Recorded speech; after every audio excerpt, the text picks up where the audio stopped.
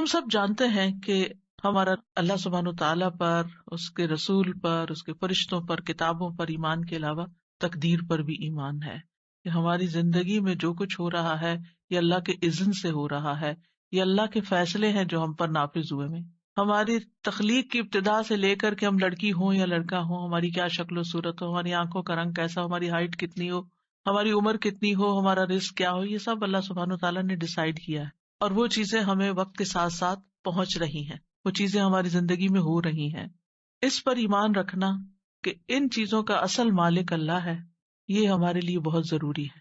تقدیر کے لیے عربی میں دو لفظ استعمال ہوتے ہیں، ایک ہے قضاء اور ایک ہے قدر.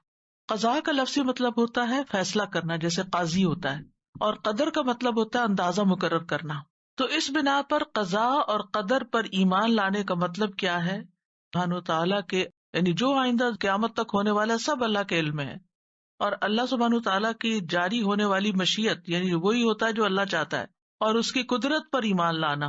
اس کی قدرت ہر چیز پر محیط ہے، ہر مخلوق پر محیط ہے. تھوڑے سے مشکل الفاظ ہیں، سمپل ورڈز میں یوں کہوں گی کہ جیسے تقدیر کیا ہے؟ اللہ سبحانہ تعالیٰ کا وہ علم ہے جو کسی بھی چیز کے وجود میں آنے سے پہلے ہی اللہ کو پتا تھا کہ کیا کیا ہونے والا ہے. اور اگر یہ اللہ کو نہ پتا ہوتا تو وہ پھر ہمارا رب کیسے ہوتا؟ یعنی اس کو علم ہی نہیں کہ آئندہ ہونے کیا والا ہے. تو یہی تو اللہ تعالیٰ کے قدرت کو اور اس کی قوت کو ظاہر کرتا ہے، اس کی طاقت کو ظاہر کرتا ہے کہ اس کے پاس ان سب چیزوں کا پہلے سے ہی علم ہے. اور پھر یہ کہ یہ صرف علم کی حد تک نہیں ہے، بلکہ اس کے علم کے مطابق اور اس کا علم جو لکھا ہوا ہے اس کے مطابق یہ فیصلے جاری بھی ہو رہے ہیں. ہوتا وہ ہے جو وہ چاہتا ہے، اس کی مشیت کے مطابق سب کچھ جاری ہوتا ہے. یاد رکھیے تقدیر پر ایمان لانا ارکان اسلام میں سے ہے.